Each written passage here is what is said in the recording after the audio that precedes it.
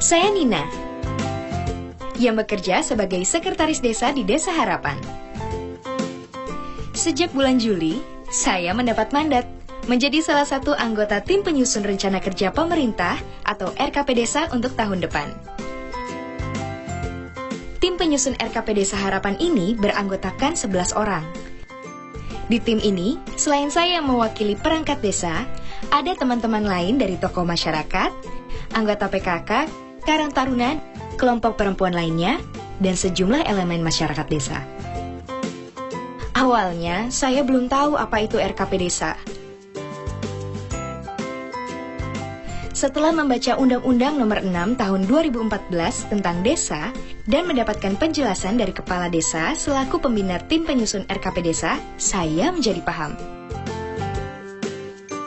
RKP Desa merupakan rencana pemerintah desa yang disusun untuk melaksanakan pembangunan desa 1 tahun ke depan.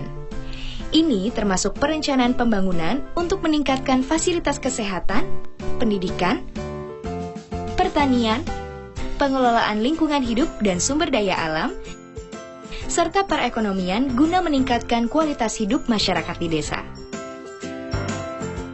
Yang jelas, rencana pembangunan yang disusun dalam RKP Desa ini harus sesuai dengan Rencana Pembangunan Jangka Menengah atau RPJM Desa yang telah dibuat sebelumnya untuk jangka waktu 6 tahun ke depan. Jadi, poin-poin yang ada di RKP Desa harus sesuai dengan RPJM Desa. RPJM Desa dan RKP ini nantinya menjadi satu-satunya dokumen perencanaan di desa. Kedua dokumen ini juga menjadi dasar dalam menyusun APB Desa yang diatur melalui peraturan desa. Mengingat pentingnya RKP Desa dalam tahapan pembangunan desa, saya bersama tim penyusun RKP Desa harus kerja keras membantu merancang apa saja yang menjadi prioritas pembangunan setahun ke depan. Program-program yang nantinya dimasukkan di RKP Desa ini juga harus disinkronkan dengan program pembangunan pemerintah kabupaten atau kota ataupun provinsi biar bisa saling melengkapi. Selain RPJM Desa, tim penyusun RKP Desa juga harus mencermati kas desa yang didapat dari pendapatan asli desa, alokasi APBN, APBD, pajak dan retribusi daerah, dana perimbangan kabupaten atau kota, hibah, atau sumbangan pihak ketiga yang tidak mengikat, serta pendapatan desa lainnya yang sah. Termasuk pagu indikatif yang ada di APB Desa. Ini penting karena apa jadinya kalau rencana pembangunannya bagus tapi anggarannya kurang. Tim penyusun RKP pun harus membantu mengevaluasi APB Desa tahun sebelumnya agar program pembangunan bisa berjalan berkesinambungan. Yang tak kalah penting, tim penyusun RKP Desa juga harus memprioritaskan potensi desa seperti bidang pariwisata, perdagangan, perikanan, ataupun pertanian. Potensi desa yang ada bisa dijadikan alternatif untuk membentuk badan usaha milik desa biar bisa menambah pendapatan asli desa. Ini adalah data tentang berapa jumlah penduduk miskin, pengangguran, anak putus sekolah, penderita gizi buruk, ataupun kematian ibu, bayi, dan anak balita. Kalau jumlahnya meningkat drastis, RKP Desa bisa memfokuskan pada masalah tersebut. Misalnya, kalau ternyata tiba-tiba jumlah gizi buruk di suatu desa meningkat dengan pesat, tim penyusun RKP Desa bisa merancang program pembangunan fasilitas kesehatan atau penyediaan makanan bergizi.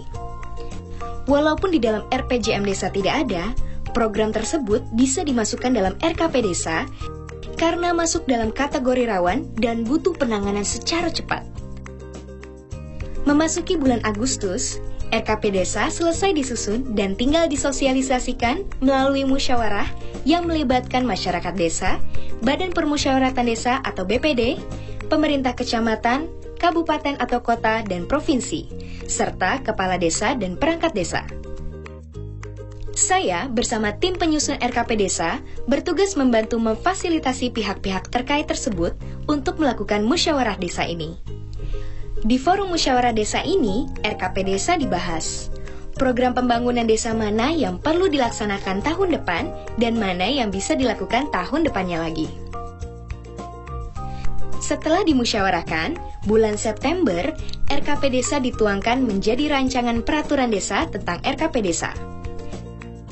Rancangan ini disepakati bersama oleh Kepala Desa dan BPD paling lambat bulan Oktober tahun berjalan. Lalu, rancangan ini disampaikan oleh Kepala Desa kepada Bupati atau Wali Kota melalui camat paling lambat 3 hari sejak disepakati untuk dievaluasi. Bupati atau wali kota pun dapat mendelegasikan evaluasi rancangan peraturan desa ini kepada camat. Nah, baru setelah dirasa memenuhi syarat, peraturan desa tentang RKP Desa dapat ditetapkan paling lambat tanggal 31 Desember tahun anggaran berjalan. Setelah disahkan, peraturan ini bisa dijalankan untuk 1 tahun ke depan, yakni mulai bulan Januari hingga Desember. Sebagai pelaksana pembangunan desa, pemerintah desa wajib memberitahukan kepada masyarakat mengenai peraturan desa yang mencakup pembangunan desa selama setahun ke depan yang telah disepakati bersama antara masyarakat dan pemerintah desa. Tak lupa, tim penyusun harus menelaah data kerawanan desa dalam RKP Desa. Pemerintah desa juga harus mensosialisasikan pelaksanaan dan pertanggungjawaban pembangunan ini pada setiap semester, yaitu bulan Juli dan Januari. Sekarang, tugas saya bersama perwakilan masyarakat yang diberi amanat menyusun RKP Desa sudah selesai. Nah, kini kita sebagai masyarakat desa tinggal mengawal pelaksanaan pembangunan yang telah kita rancang bersama tersebut. Tapi jangan lupa, kita semua sebagai masyarakat desa juga harus mengawasi program yang sedang berjalan sekarang ini, hasil implementasi RKP Desa tahun sebelumnya. Ini semua semata-mata agar pembangunan desa bisa berjalan sesuai rencana, berkesinambungan, akuntabel, transparan, dan profesional demi meningkatkan kesejahteraan masyarakat desa.